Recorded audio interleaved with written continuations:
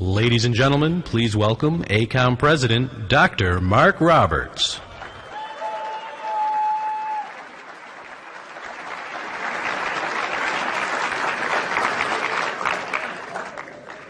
Wow!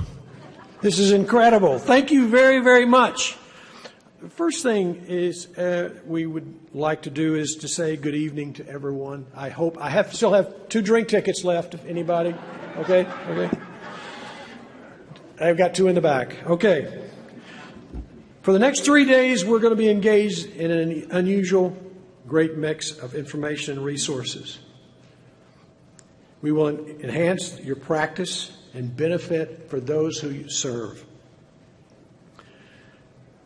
But this year is going to be a little bit different. This is the centennial year. 100 years of serving workers in the workplace in the United States. We've lined up a special program about our history during the meeting. It includes sessions Monday and Tuesday that are jam-packed, that trace the beginnings of our specialty in ACOEM and the rise in the organization. Today we welcome ACOEM's centennial class of fellows who represent the first step of our organization into the next century of service. They're not all going to be there for 100 years, but we'll try. And on Tuesday night, after our annual membership meeting, we are going to have a wonderful centennial party at Navy Pier. Don't worry, buses are going to take us there and bring us back. Okay. During the entire AOHC, we'll see evidence of an organization that is 100 years young. We are thriving as an organization and have a lot to be excited about. Whether it's our new expanded membership efforts, our growing visibility as a policy organization, or an exciting new practice tools that we will be introducing, ACOEM is on the move. I am honored to be your president in this centennial year. I haven't been here 100 years, but it seems like it. I want to take a moment to thank the lead sponsors for this year's AOHC. Please join me acknowledging the leadership support of DaVinci Healthcare,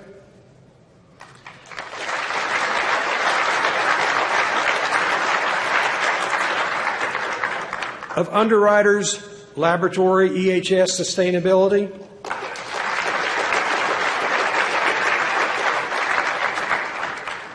Novo Nordisk,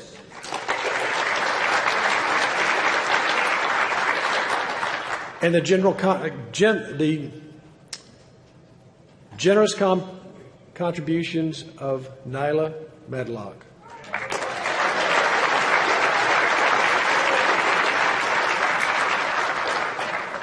Oxford Immunotech,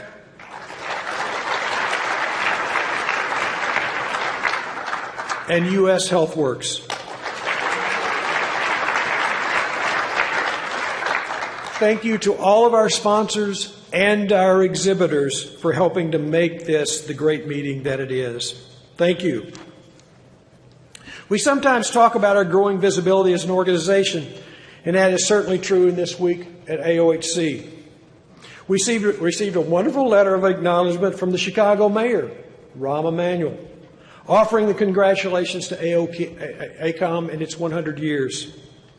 Governor Rayner also declared this week, April 10th through the 16th, to be 100 Years Advancing Occupational Medicine Week in our honor.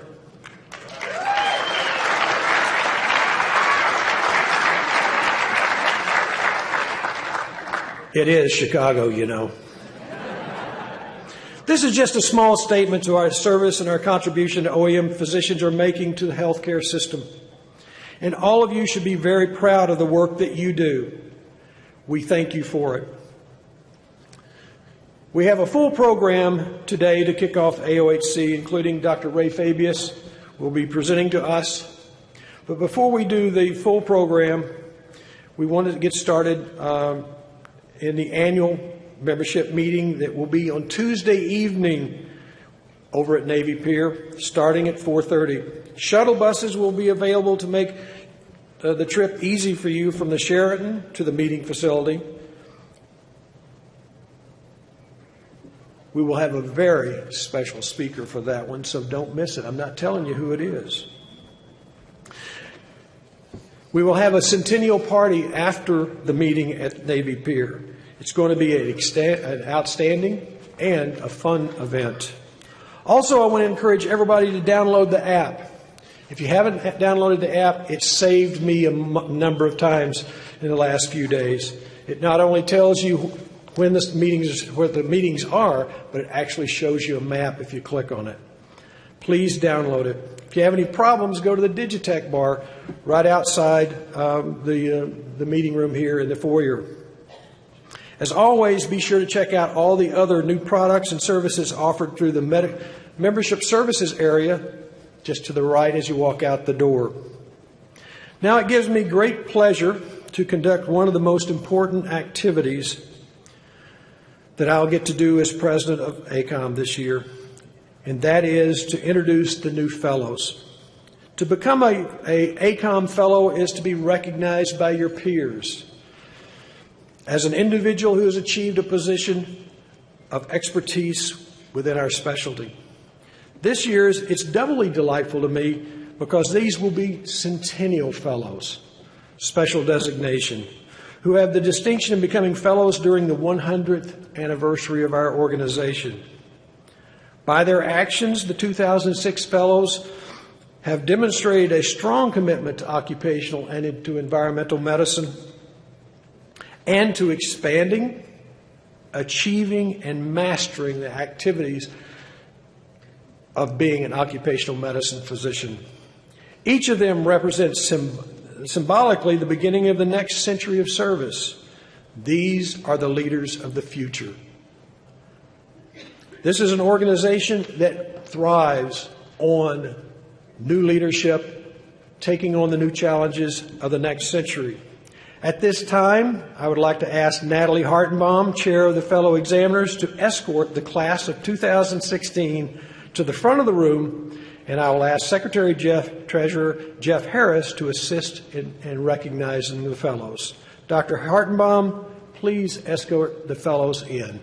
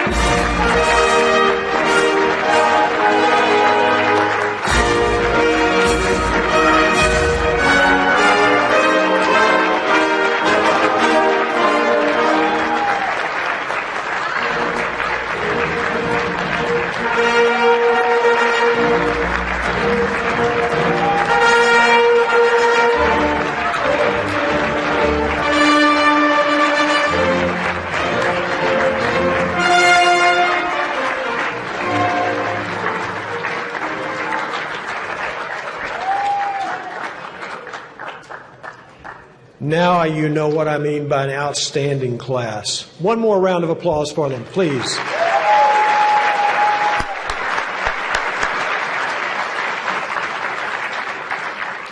Dr. Hartenbaum, Dr. Harris, please approach the podium. Dr. Harris will read the names of the new fellows, and Dr. Harris calls the name. Please come forward to receive your medal.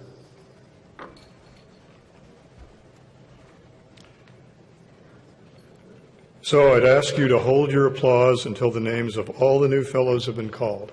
Thank you.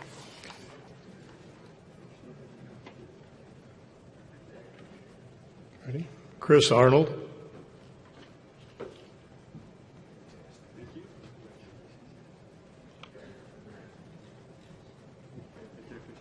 James Ausfall,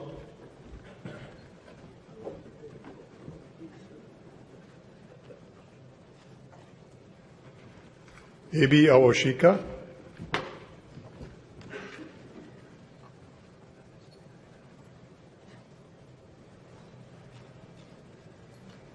Anthony Biascon,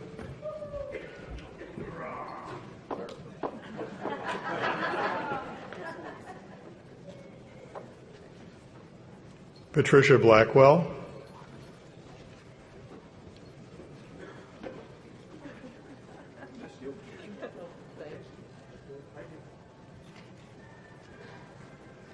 Melissa Broadman,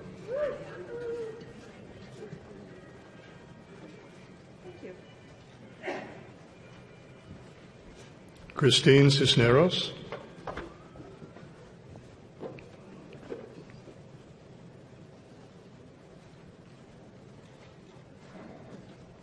Craig Curtis,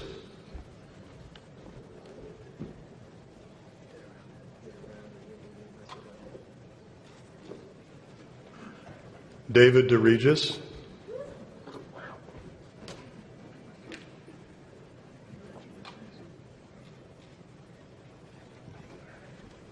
Terrence Fogwill,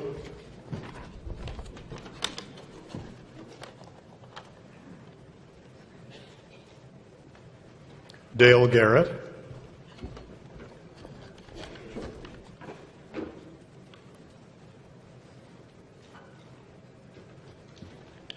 Yasminka Goldoli Listarius,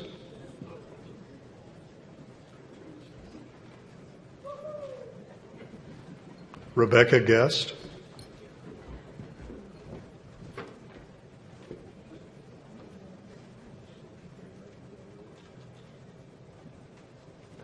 William Heckman,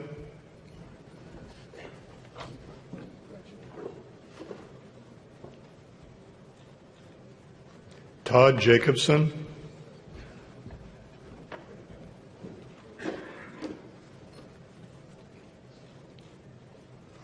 Ashwin Kansagra,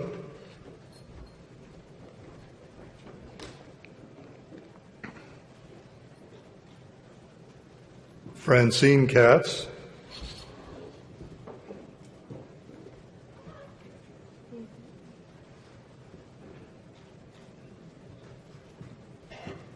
Ellen Kessler,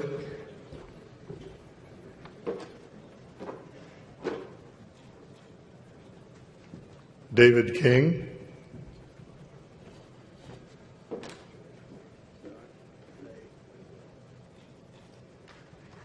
Donald Mayer,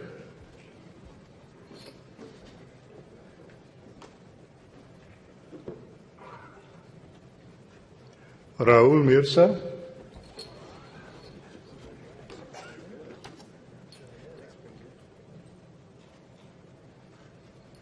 Amir Muhammad,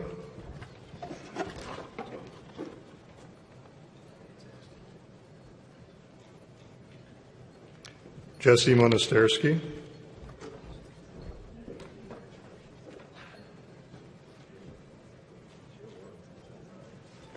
Abidisi Obafemi,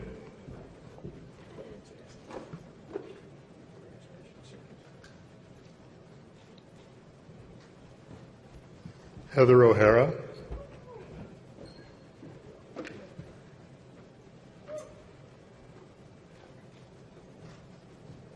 Samuel Pike,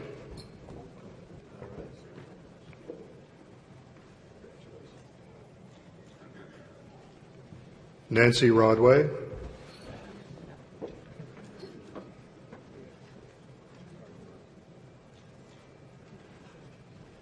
David Rooms,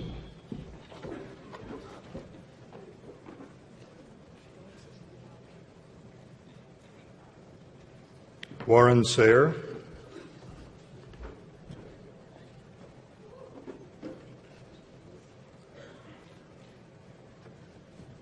Akbar Sharif,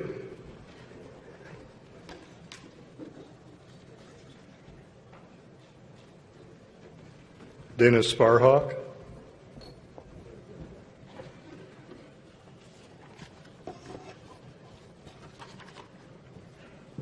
Michael Sarasik,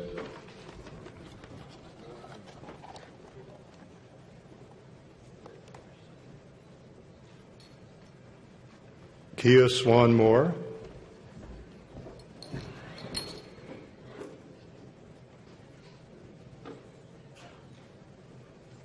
Michelle Townsend Bruce,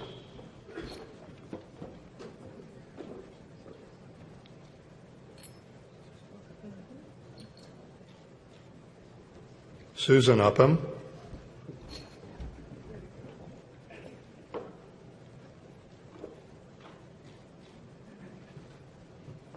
Norbert Wagner,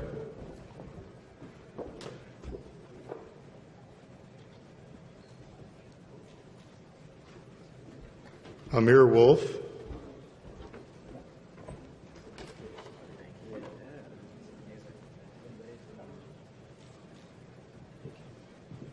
Jean Shao,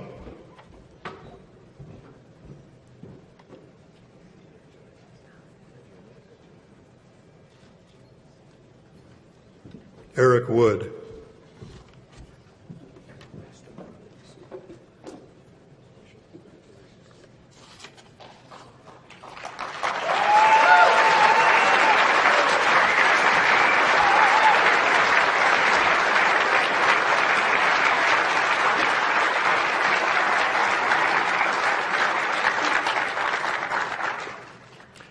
Pretty spectacular seeing all those people come up.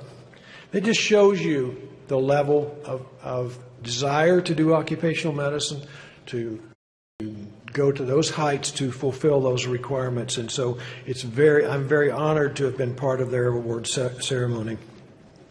Doctors, by the power vested in me as ACOEM president, it gives me great pleasure to bestow upon you the designation of Fellow of the American College of Occupational and Environmental Medicine.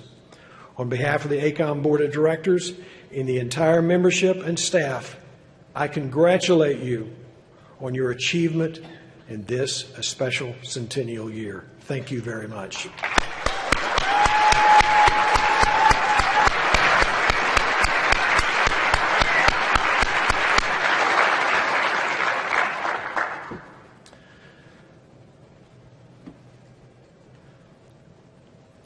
ACOEM builds on a strong tradition here in the United States, as well as internationally.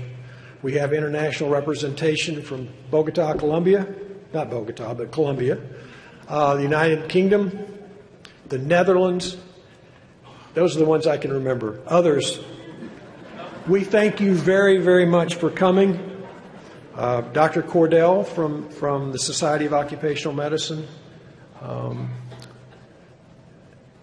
Dr. Rich Heron from the faculty of the United Kingdom, we thank you so much for attending.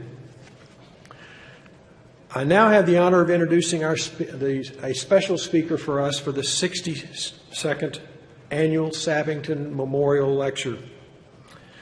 This is a lecture which has been presented to AOHC since 1954. Not with the same person, but since 1954.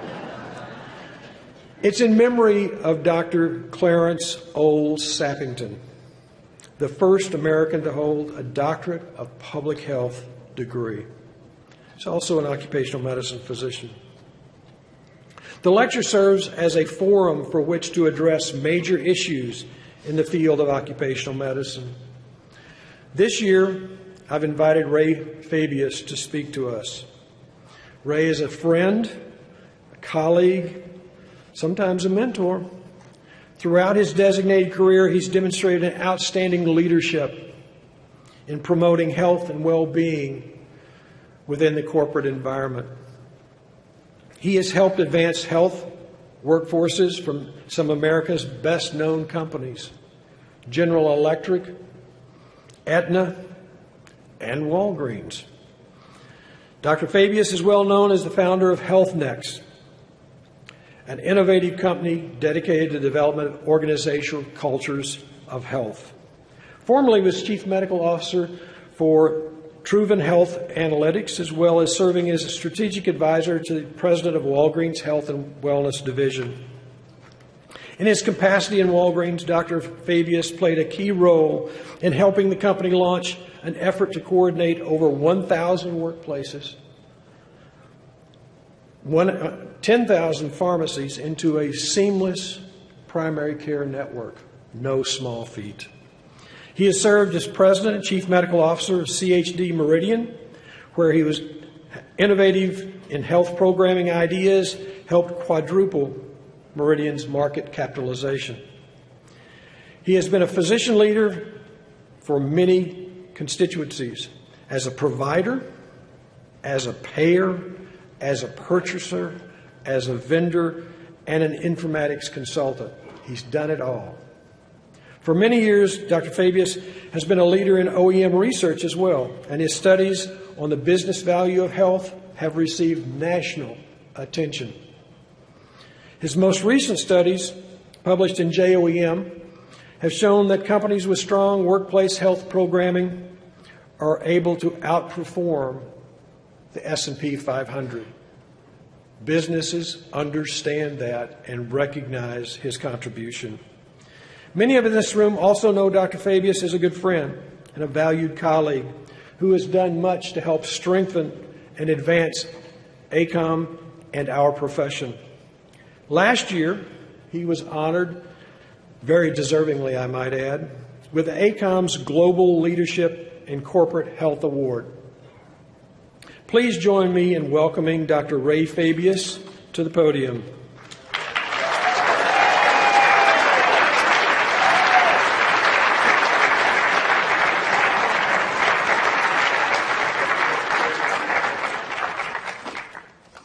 What a pleasure. And Mark, you read that introduction exactly as my mother wrote it.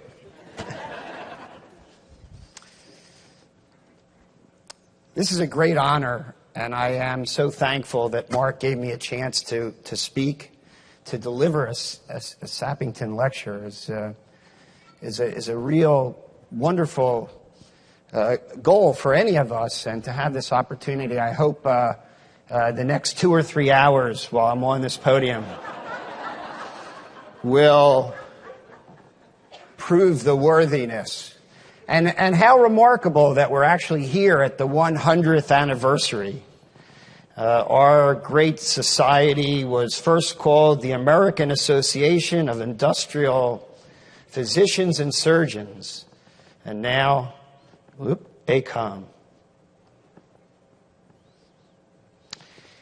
During the time that I do have with you today, I will try to cover all of these topics. I think it's important for me to speak at least a bit about the historical perspective, since I am here for the 100-year anniversary, the centennial anniversary. I have been asked to help these new centennial fellows and the rest of us think about what will the role be for occupational health going into the future. And you can't do that without looking at the issues related to healthcare transformation, without better understanding population health and where occupational health fits inside that, to talk about cultures of health, and to provide perhaps even a roadmap on how one might be able to build a culture of health. And why should we do this? I will try to share with you some of my and other people's insights into the value, the remarkable value of a healthy workforce.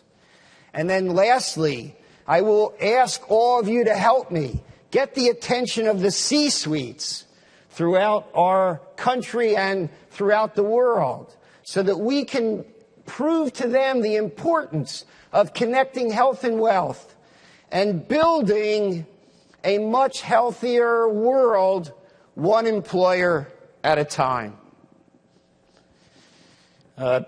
Mark was able to mention the wonderful journey that I've had, and this chance to be a provider, a payer, a purchaser, a vendor, and a consultant, to have an opportunity to write 4 books. But normally when my wife is with me, and the introduction goes through all the different roles that I've played, she likes to close it by saying, basically, Ray can't really hold a job. You know, the old story is that for every accomplished person, there's an astonished significant other. I do want to share with you that I've not only been a provider and a payer and a purchaser and an informaticist and a consultant, but I've also been a patient. And one of the messages that I want to convey for the next generation of occupational health specialists is what is the true value of treatment. Regaining functional status, maximizing performance. These are the real measures of the value of health care. And I was born with a congenital defect called keratoconus. Not in all cases does it lead progressively to blindness, but it did in my case. And the only solution was corneal transplantation. So I stand before you. I may be critical of the healthcare system as we talk, but I stand before you the product of a medical miracle. And when this corneal transplant procedure needs to be assessed in terms of the value that it delivers, it has to include my performance tonight. Because I'm quite certain that if I hadn't had this transplantation, these transplantations, I wouldn't be here speaking before you. I would not have been able to complete the 4 books that I've written. I would not have been able to serve in the capacities that I've served. So what's the real true value of these transplants? It so exceeds simple math. In a minute, I'm going to ask you to take a look at this video because my wife, who is a historian anyway, always suggests that I start any talk from a historical perspective. Of course, with the centennial anniversary, it makes great sense. Let's look at this video. You're a charlatan. You killed my children just like you killed the rest of my family. Why don't you admit it? You don't know what you're doing. Wait a minute. Perhaps she's right. Perhaps I've been wrong to blindly follow the medical traditions and superstitions of the past centuries. Maybe we barbers should test those assumptions analytically through experimentation and a scientific method. Perhaps this scientific method could be extended to other fields of learning. The natural sciences, art, architecture, navigation. Perhaps I could lead the way to a new age. An age of rebirth. A renaissance. Nah. Tune in next week for another episode of Theodoric of York, Medieval Barber. Thank goodness you're all here tonight, physicians and barbers alike, who didn't say nah, but have pursued the scientific method to make our specialty better and more valuable to the people we serve. And it is so important for us to recognize some of the key gurus in occupational health. Thankfully, there's courses available over the next few days that really chronicle our history. But Ellenbog and Rosmanzi and others are really important figures because they've helped us to understand the concepts of industrial hygiene, of occupational health, of evidence-based occupational treatment, and of the importance of regulation to protect the worker. And then if we look at some of our earliest bulletins that we have archived on our own website, one of our early presidents, President Sawyer, is speaking in this bulletin to the same issue I will speak to you about tonight, which is, to what extent should employers be investing in the health of their workers? In his case, he started with the trained worker, the highly skilled worker. Isn't it in the best interest of the employer to maximize the health and well-being of such a person so that they can perform at their maximal capacity. So we're going to talk for a minute about healthcare transformation, because as physicians and physician leaders in occupational medicine, you'll need to be quite facile with how to interface with the changing landscape that's occurring in healthcare. And there's some key legislations, including the Accountable Care Act and MACRA, that are really important, but so is the HITECH Act, and so is Don Berwick's message, which has become CMS's mission, the triple aim. And how does this all relate to the concept of value as we move from volume to value? For starters, the pundits now believe that it won't be too long before the vast majority of compensation will be based on methodologies other than fee-for-service, and that we are likely to take this crosswalk that eventually will lead to payment based on performance. And Donald Berwick has given us the mission of the triple aim. I like to think of it about as the 3 E's, or E cubed: efficiency, effectiveness, and experience. But there is one more component that he doesn't speak to, but that we as an organization, as a college, always speak to, which is functional status, which is functional assessment, which is performance and productivity. This is the piece that we can add to make it the quadruple aim. And when you really think about how to calculate healthcare value, in the numerator, we must include functional status. It's not just the things that make doctors excited. It's not just improving a diabetic's hemoglobin A1C or somebody's migraine headache. The real question is, are they able to enjoy life more and be more productive, perform better, not just at work, but as a father and as a husband and as a son? Because of this transformation that's occurring, and because of this shift from volume to value, delivery systems are consolidating into integrated forms, including accountable care organizations. Primary care doctors are now starting to get certified as patient-centered medical homes and really accepting the charge of being the navigator and the integrator of care on behalf of their patients. Well, where does occupational medicine fit inside this? I'm so proud to tell you that we have a new white paper that's coming out concurrent with this session on where we fit in. In research that I've done through my startup company, Health Next, building cultures of health requires 3 component parts.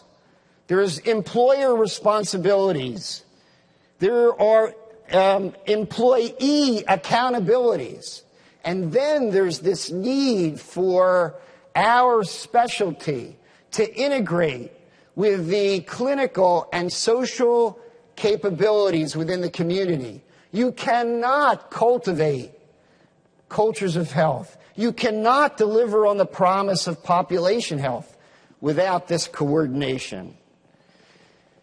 If you look to the National Business Group on Health, through their white paper, they've given a list to employers of the kinds of things that are their responsibilities, including wellness and health promotion, including safety and emergency preparedness, including delivering health benefits and disability coverage. But those of us that advocate on behalf of workers need to take those programs and services that are delivered at the workplace and integrate them in a much more holistic way with the patient-centered medical homes in the community, with the high-performance specialty networks and the integrated delivery systems and the ACOs. And then, in the greatest reach, look out in ways to coordinate with as many different organizations that are available in the community that can help in promoting health and well-being, including barbers and bartenders, perhaps, and certainly the clergy. In a white paper that we wrote in May of 2015 on integrating health and safety at the workplace, we spoke to the important migration that our field is engaging in from just simple risk management and safety to more comprehensive medical management and population health, and ultimately, we will be the stewards of corporate cultures of health. What is population health? When I was at GE, we used to have a saying where one person in the group would read the book and then create a single slide so that nobody else had to read the book. So if you're not inclined to read my book on population health, this is the single slide. My definition of population health is focused on 5 cohorts. A comprehensive population health management program is a program that keeps the well people well, that reduces the risk for the people who have risks, that makes sure that people who have an acute illness have rapid access to care so it doesn't fester and become chronic, that it's a program that actually mitigates the potential complications of chronic disease for those that are inflicted with them, and then lastly provides centers of excellence and compassionate care for those that have catastrophic illness. It is remarkable how few entities are delivering on the full promise of population health, whether you analyze a program in a corporate setting or an integrated delivery system. We have a long way to go here, and I encourage all of you to pay attention to all 5 of these cohorts. And it starts with understanding what wellness is. Thankfully, major organizations like the Institute of Medicine and the World Health Organization are at least coming forward and saying to us, wellness is not merely the absence of illness. You know, we have this whole spectrum of illness, but we don't have yet the full spectrum of wellness. We need to start to figure out ways to better score all of our workers on all 7 of these dimensions. In terms of health determinants and in terms of wellness, the workplace may be the best place to influence wellness.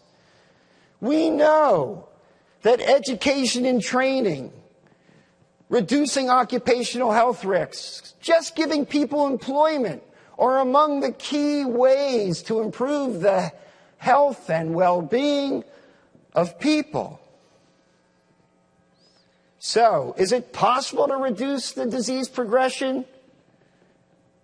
Is it possible to build cultures of health? It does start with culture. Peter Drucker is famous for saying, culture eats strategy for lunch. Let's check out this video as an expression of a clear understanding of what corporate culture is all about. All right, girls, listen carefully. This is the wrapping department. Yes, ma'am. Now, the candy will pass by on this conveyor belt and continue into the next room where the girls will pack it. Now, your job is to take each piece of candy and wrap it in one of these papers and then put it back on the belt. You understand? Yes, sir. Yes, ma'am. Let her roll! Let her roll! Wait here. Somebody's asleep at the switch. What are you doing up here? I thought you were downstairs boxing chocolates. Oh, they kicked me out of there fast. Why? I kept pinching them to see what kind they were.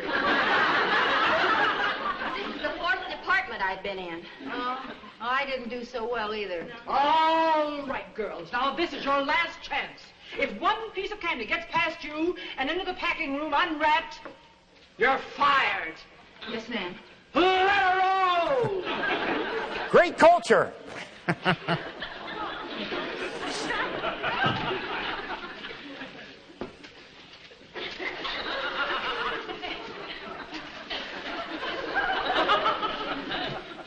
Oh, this is easier.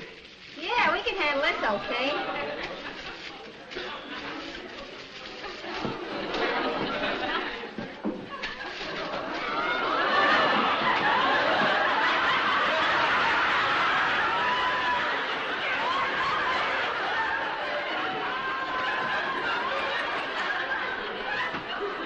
Listen, Ethel, I think this...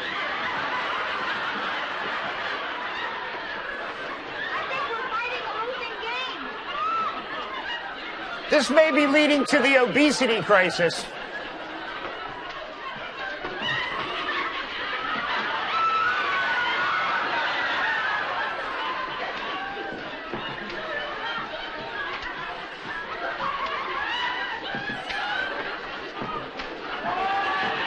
Here she comes.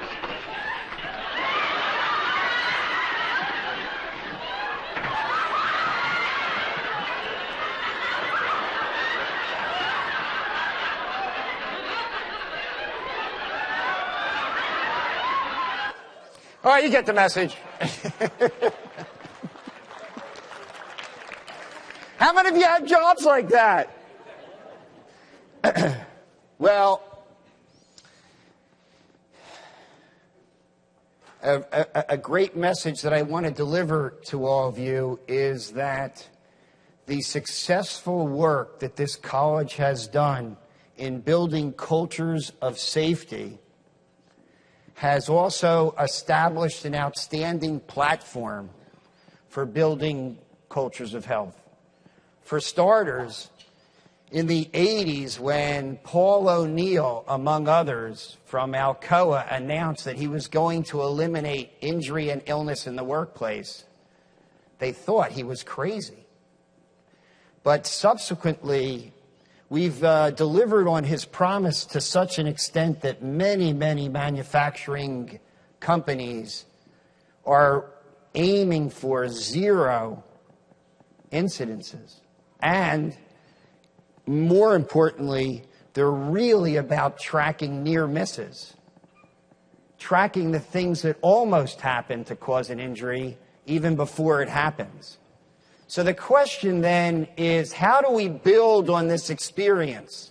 I mean, clearly corporations can build cultures of safety. There's no reason why they can't also build cultures of health. And the key question that we're teasing out right now is, what's the equivalent of a near miss in a culture of health? And perhaps it's mitigating health risks before people get sick.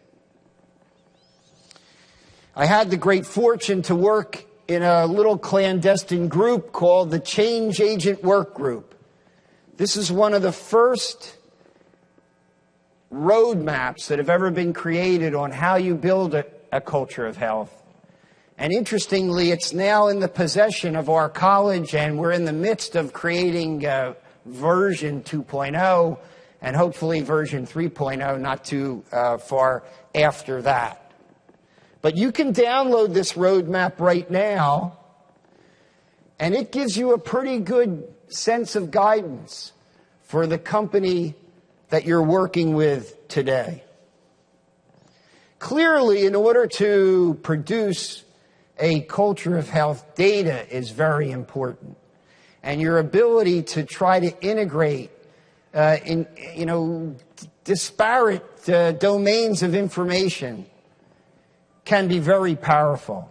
Even between HR payroll information benefit information and disability, for example. Thankfully, organizations like HERO, like our organization and the CDC, are providing more tools to help you with the measurement and the process that it takes to build cultures of health. My startup company has studied those organizations that have built cultures of health, that have demonstrated in peer-reviewed journals that their healthcare costs are flat or going down, that their workforces are getting healthier over time. And when we studied these, we found that there were 218 elements in these 10 categories that can make up a culture of health. We established a scoring system out of 1,000 points and found that companies that started to bend the curve achieved a score of about 700. What's most interesting from our research is that each company had its own fingerprint. They didn't do the same things out of these 218 options. They did their own collection of about 2/3 of them over time to create an environment where the worker was more likely to make a healthy decision on a conscious and unconscious basis.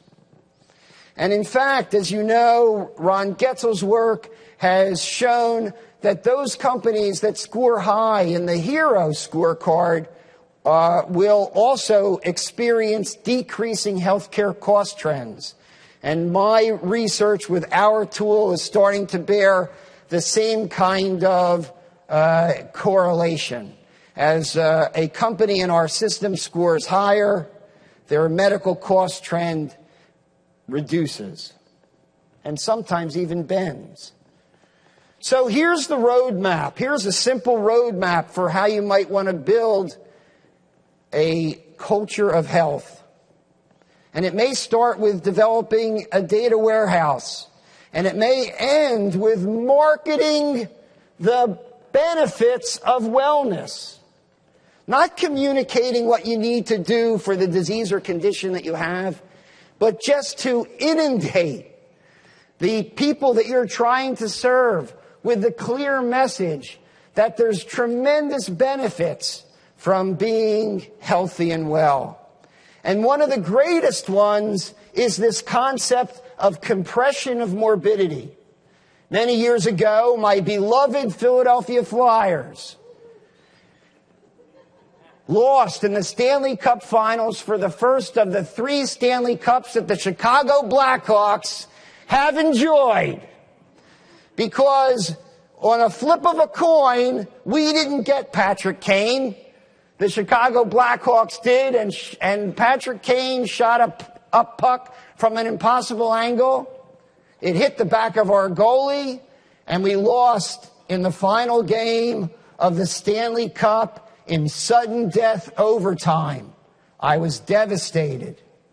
But truthfully, I think about it now, this concept of compression of morbidity actually means that the longer that you live healthy and well, the shorter that you suffer before you pass away.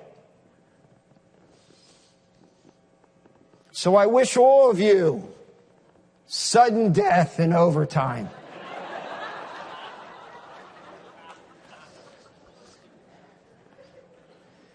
There are at least 5 ways to calculate the value of a culture of health for an employer, and clearly it's way beyond medical cost reductions.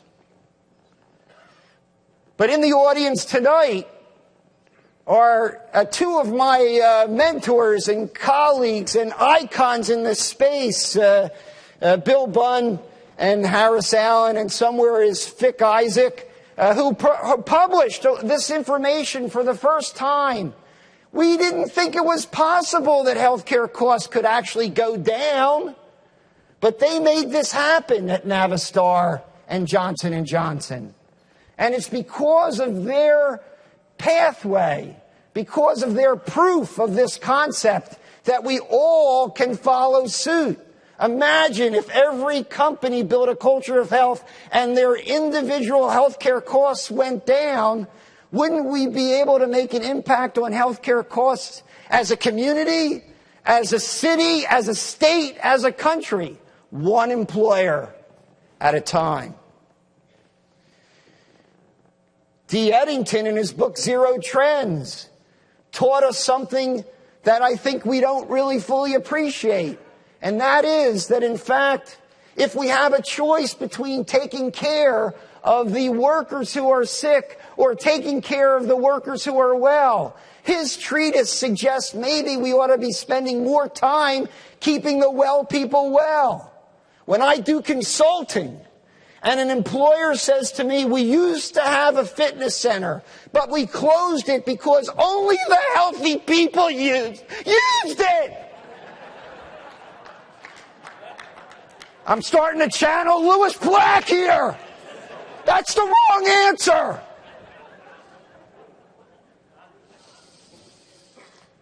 Ron Getzel and others have helped us to understand that no matter what you look at, as people move up the ladder in their class of obesity, the cost to the employer is extraordinarily, exponentially higher. Every employer ought to have a scale at the entranceway. People should be able to weigh themselves every day. And the chant should be, no more weight gain. Everybody, no more weight gain. Bruce Sherman, our colleague, studied Goodyear. He studied the manufacturing sites of Goodyear. And he looked at the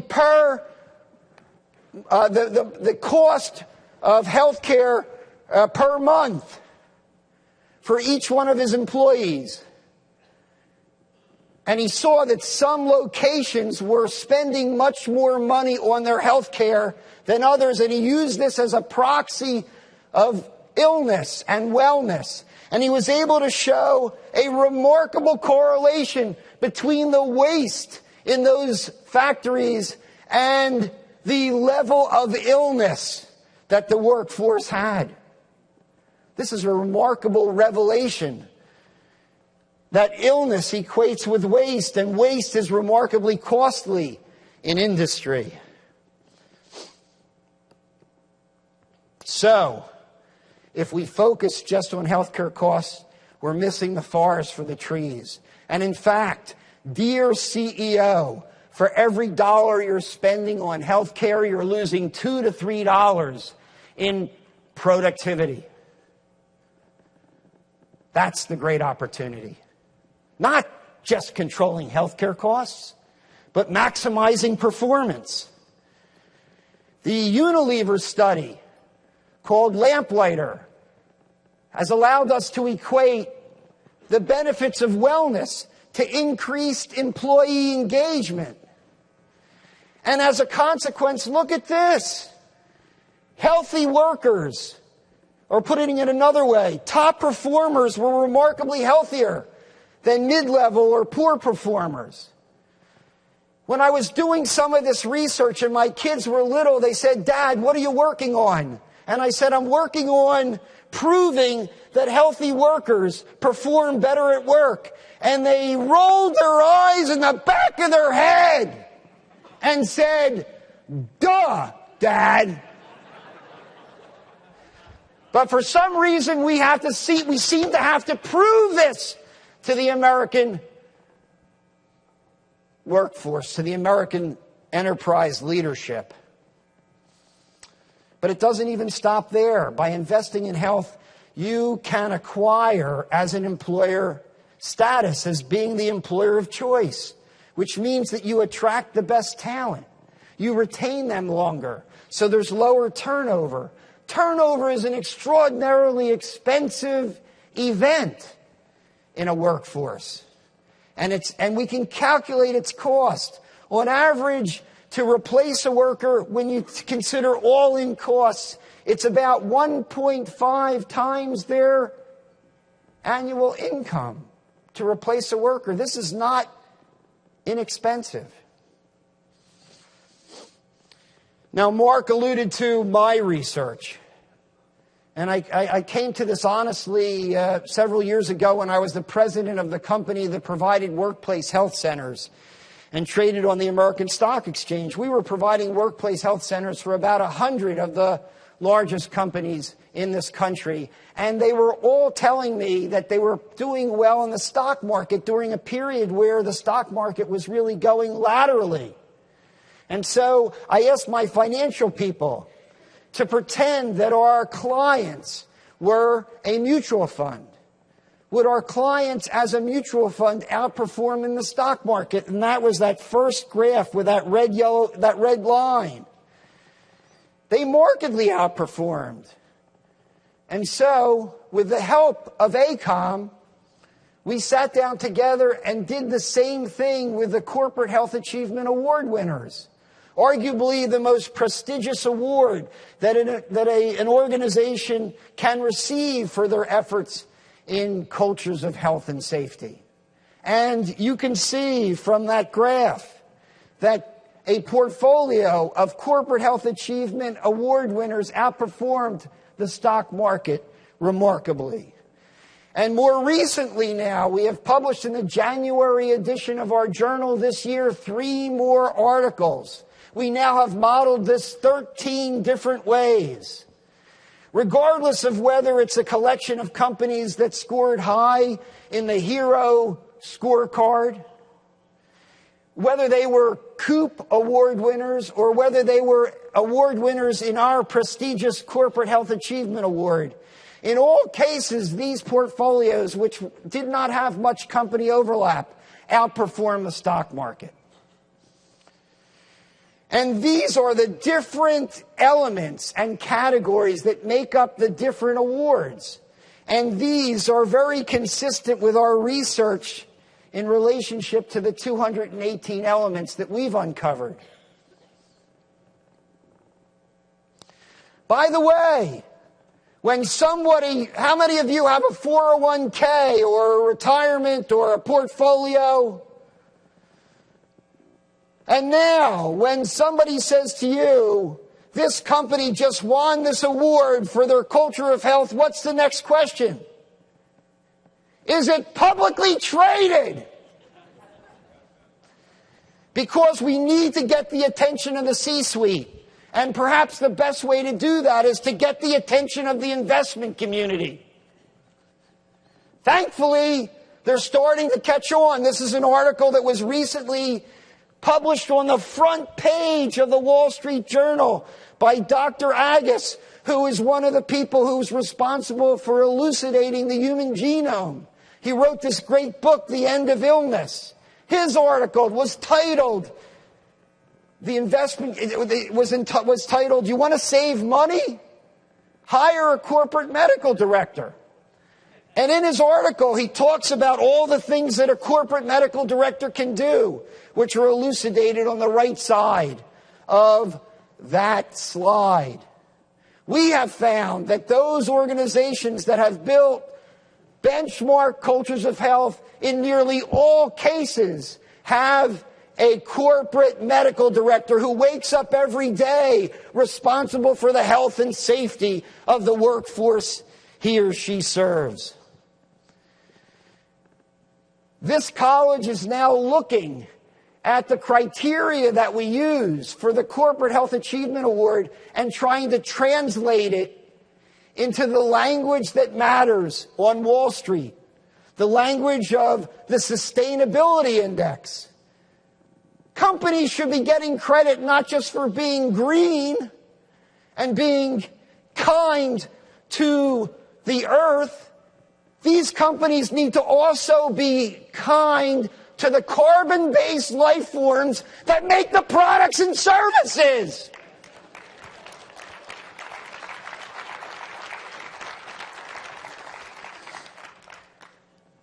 I want to share with you that I've been on this journey, and it's actually more difficult than I realize. But I hope before I finish my career to have a mutual fund or a hedge fund or some kind of fund that you can invest in. Because I've actually been running a fund now for 6 years with a single investor. Me. And I've been using the data that's available in public domains to identify what I believe are the top 30 or 40 publicly traded companies that are committed to a culture of health and safety, and I've been investing in them. And this portfolio has outperformed the indices by about 4 percentage points per year since 2009. Perhaps the best way for each one of us to demonstrate our commitment is to invest in a fund like this or in companies like these. I'm going to close with this video from Hans Rosling, which makes the connection between health and wealth on a global scale. And in this centennial year of our college, he studies 200 countries over 200 years. First, an axis for health, life expectancy, from 25 years to 75 years.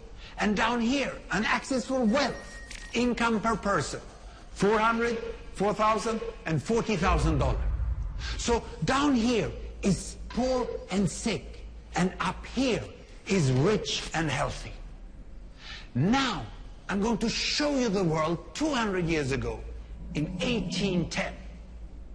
Here come all the countries. Europe brown, Asia red, Middle East green, Africa south of Sahara blue, and the Americas yellow. And the size of the country bubbles show the size of the population. And in 1810, it was pretty crowded down there, wasn't it? All countries were sick and poor. Life expectancy were below 40 in all countries. And only UK and the Netherlands were slightly better off, but not much. And now, why start the world? The Industrial Revolution makes countries in Europe and elsewhere move away from the rest. But the colonized countries in Asia and Africa, they are stuck down there. And eventually, the Western countries get healthier and healthier. And now we slow down to show the impact of the First World War and the Spanish flu epidemic. What a catastrophe.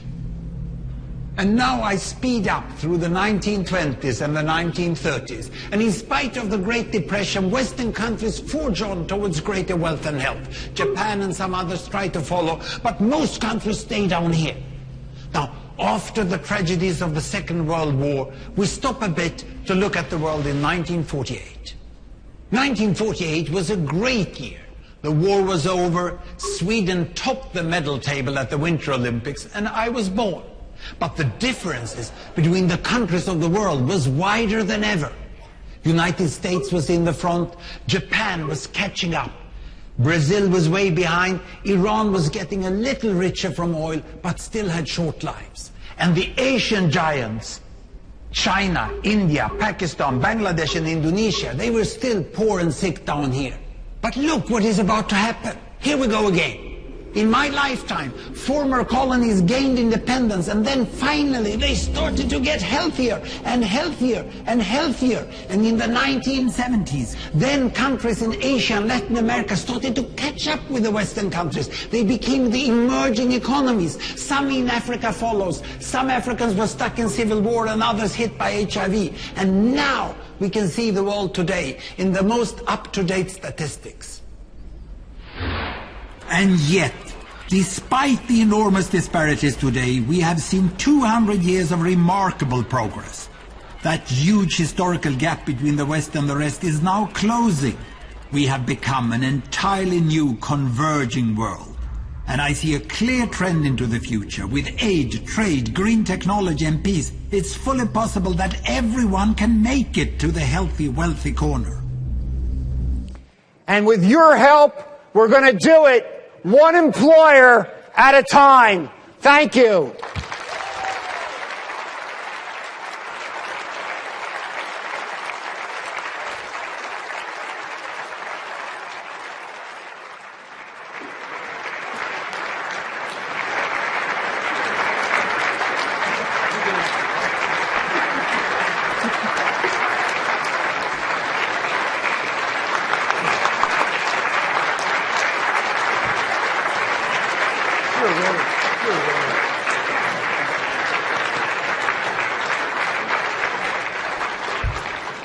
You know, Ray, The CDC actually has this custom now. Sitting is the new smoking. That they actually do a standing ovation for everybody who speaks. Maybe you guys have adopted that. that's what your mother told us.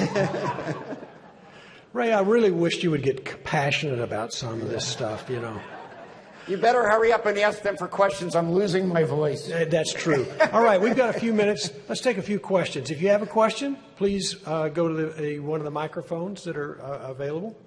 Are there questions? I hope so.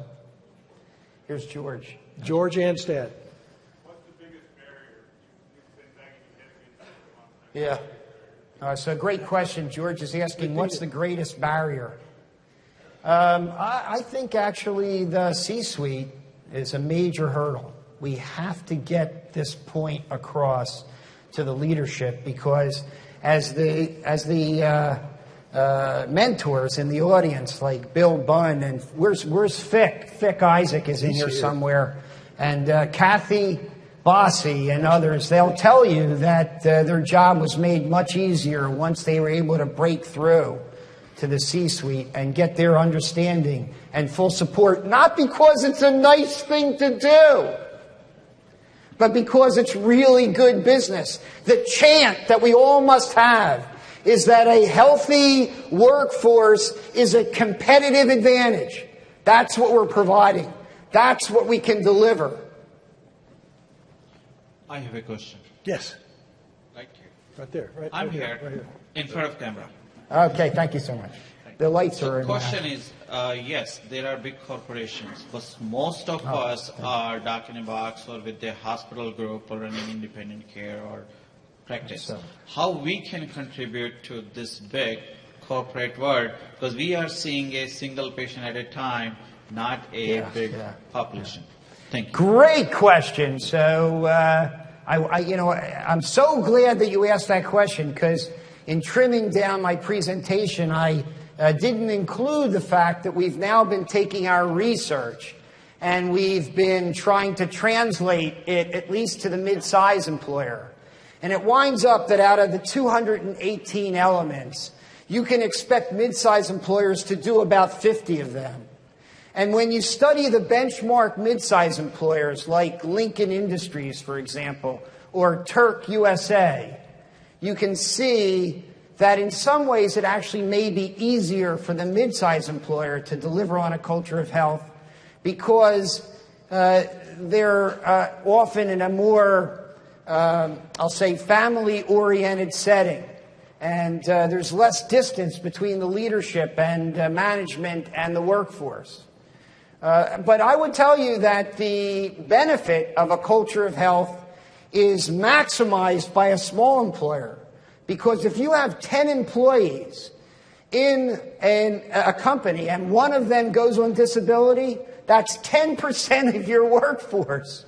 So you ought to be working really hard to keeping your workforce healthy, happy, and fully engaged if you're a small employer. Two more questions. Hi. Yes. Thanks for the talk.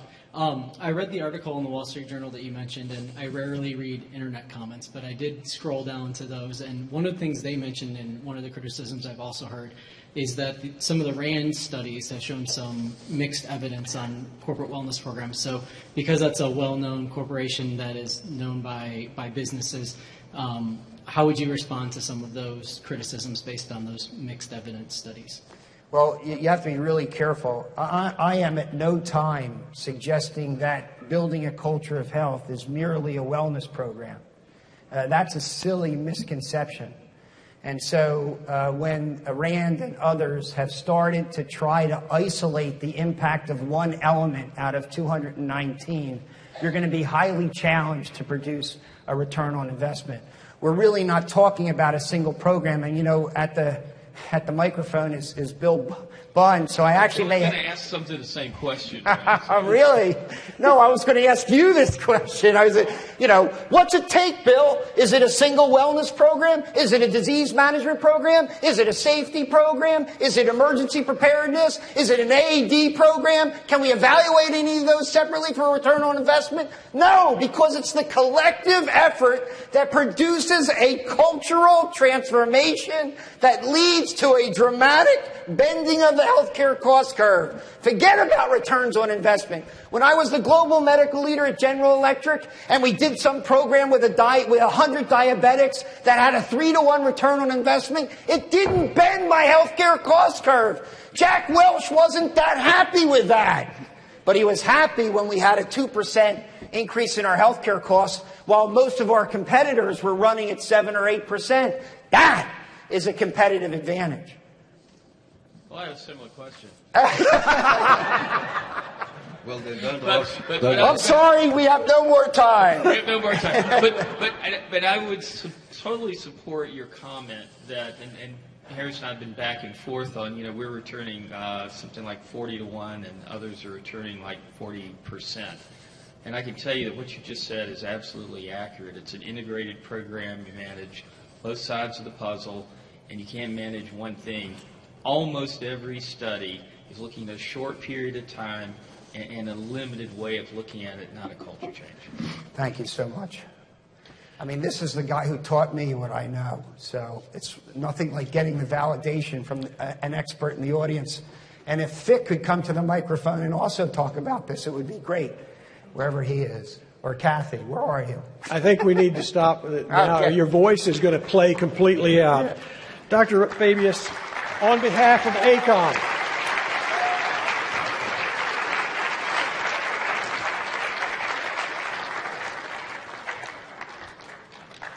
they're giving me a clock because they were worried I was going to take too long. Actually, there's a little alarm on it that tells us when he's finished. But this is the one time I'm going to give you a little time. Oh, thank you so much. You're my best friend. Thank you. Thank you.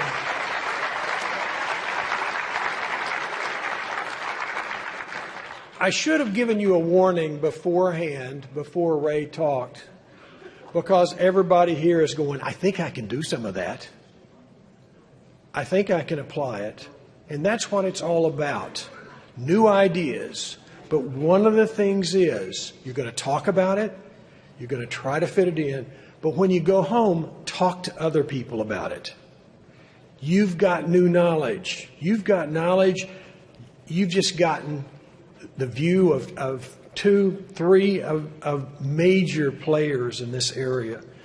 Everything he said doesn't fit for everybody in this room, but there's a kernel of wisdom for each of you. So take it and apply it. Thank you, Ray.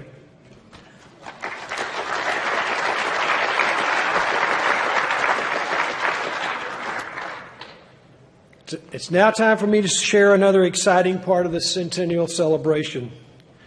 Tonight, we're all part of a long history. A century ago in 1916, ACOEM was founded with a mission to champion health and safety in the workers, the workplace, and the environment. Tonight, we celebrate the past, but we also look to the future. You saw a glimpse of what we can do in the future. It's very important that we use the language of business to communicate to our companies, the companies that we work with, to better the workforce. Because it's extremely important. And I think if you don't take anything else from what I say, I race it a lot. Remember, a healthy workforce is a safe workforce. A safe workforce is a healthy workforce. And that makes for a better community. All right. Now, one of the things, beyond your professional life, you have families. And you support causes that you care about. You are part of a community. Help make that community better.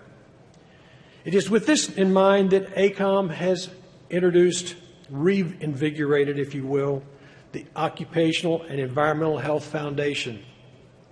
The mission of the new foundation is simple: health, work, and the community. The OEHF will promote the next generation of occupational and environmental medicine specialists. It will also emphasize the support of causes and activities that are important to you, our members. You can help us jumpstart this relaunch of the foundation by considering a gift to OEHF at the membership booth just outside. Your support will directly support funds for scholarships for the next generation of OEM specialists. And besides, when you make a donation, you get a blinking light. Okay? So please consider it. We really appreciate your donations to the Occupational Environmental Health Foundation. You'll also be able to win a terrific prize. All right. So wear those badges, those blinking lights. Don't wear them outside, okay? Only in the building. Together we can make a difference in the next century by the foundation, by your work, by your publications, by your effort at ACOEM. I stand before you after about 22 years of work at ACOEM. Each of you can contribute to ACOEM in some fashion, some form.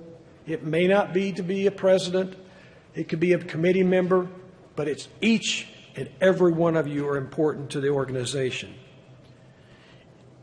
If you wait until you can do everything for everybody, and instead of something for somebody, you will end up doing nothing for nobody. Don't do that. Make a decision now to make a difference. So please give to the foundation, please support the organization, and please help make ACOEM better. Before we close our opening session, I want to acknowledge the staff. They're behind the screen, they're down in the office, they're outside. They have worked tirelessly to make this meeting what it is. Please give them a round of applause.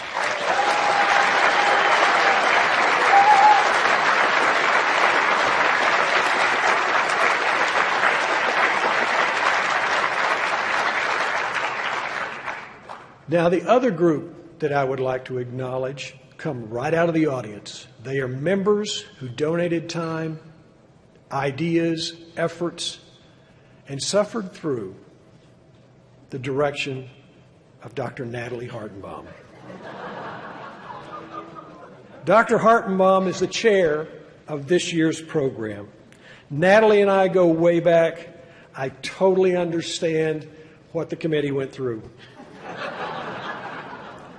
Without dedication and hard work for you and our college, this could not have happened. Let me take a minute just to recognize these individuals individually.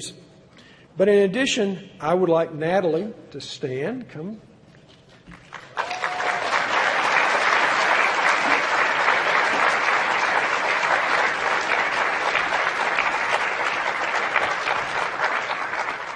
You know, it would be, at this point, this would be the time to give her a present. But there is nothing I can think of to give her more than a thank you and a round of applause.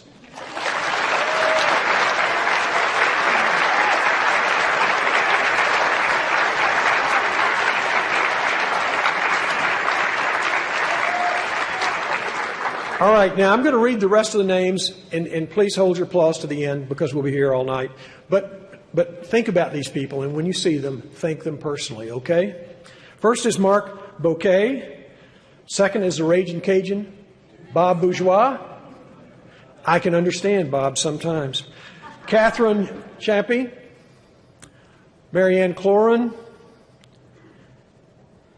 David Durigius, Michael Fishman, Tiffany Gleason, Pam Heimel, Ted Nimish, Peter Orris, John Pliacentino,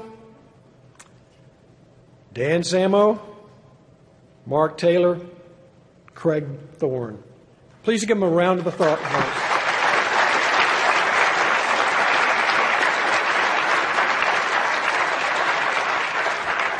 In addition, Patrick Larrabee provided advisory support to the panel, and we thank him as well. So, Natalie, thank you very, very much. And on behalf of us, as we appreciate this program starting now and going through the rest of the week, we really appreciate all you've done. We're close to the end of this opening session. I hope you take that kernel and you grow it in your career. Like I said, it's going to be different from each of you, but it will improve your practice, the people you serve, and ultimately, I think, your life. I hope you're as excited about the Centennial meeting as I am. It's a great time in Chicago. I took a poll and asked what you wanted for weather. Some people said snow. Some people said rain. Some people said it's a windy city, let's have some wind. Some people even asked for sun. So you got it all. Please plan on joining the ACOEM annual membership meeting Wednesday at 4:30 and the Centennial Party. Wednesday? Huh? It says Wednesday. Tuesday. Who wrote this? Paul? He said read what was there. Okay. Tuesday at 4:30 at Navy Pier. But don't walk over there. Catch the bus, okay? And we'll have a party afterwards. It'll be a great time, and I look forward to seeing you there. I'll hand over the gavel, get to go back into the audience like everybody else. But I really appreciate all that you've done this year. It's fantastic. It's amazing.